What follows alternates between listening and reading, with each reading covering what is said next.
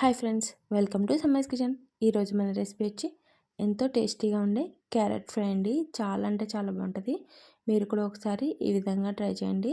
ముందుగా స్టవ్ వెలిగించుకుని స్టవ్ మీద పాన్ పెట్టుకుందామండి. పాన్ హీట్ అయిన తర్వాత ఆయిల్ని యాడ్ చేసుకుని చూడండి. ఈ విధంగా ఆయిల్ హీట్ అయిన తర్వాత పోపుల్ని యాడ్ చేసుకుందామండి. చూడండి, ఈ విధంగా పోపుల్ని యాడ్ చేసుకుని ఇప్పుడు మనం ఒక ఆనియన్ నిలువుగా కట్ చేసుకున్నది, అలానే 4-5 పచ్చిమిర్చిని కూడా యాడ్ చేసుకుని ఇవన్నీ బాగా మిక్స్ అయిన తర్వాత కొంచెం వెల్లుల్లి రెబ్బల్ని యాడ్ చేసుకుందామండి. అలానే కరివేపాకుని కూడా యాడ్ చేసుకుని మిక్స్ చేసుకుందాం. ఇవన్నీ మిక్స్ అయిన తర్వాత కొంచెం ఎండుమిర్చిని కూడా యాడ్ చేసుకుందామండి. చూడండి, ఈ విధంగా అన్నీ యాడ్ చేసుకుని ఇవన్నీ మిక్స్ అయిన తర్వాత బాగా వేగిన తర్వాత క్యారెట్ తురుముకున్నది యాడ్ చేసుకుందామండి.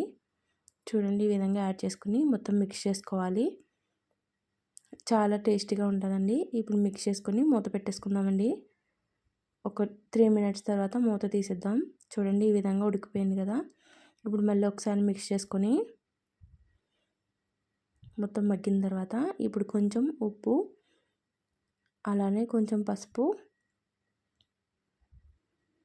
చూడండి ఈ విధంగా ఉప్పు, పసుపు, కారాన్ని కూడా యాడ్ చేసుకుందామండి.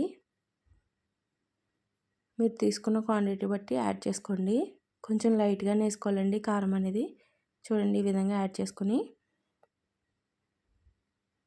మొత్తం అంతా మిక్స్ చేసుకుని మూత పెట్టుకుందామండి. మూత పెట్టేసుకుని ఒక 2 మినిట్స్ తర్వాత మూత తీసేద్దామండి.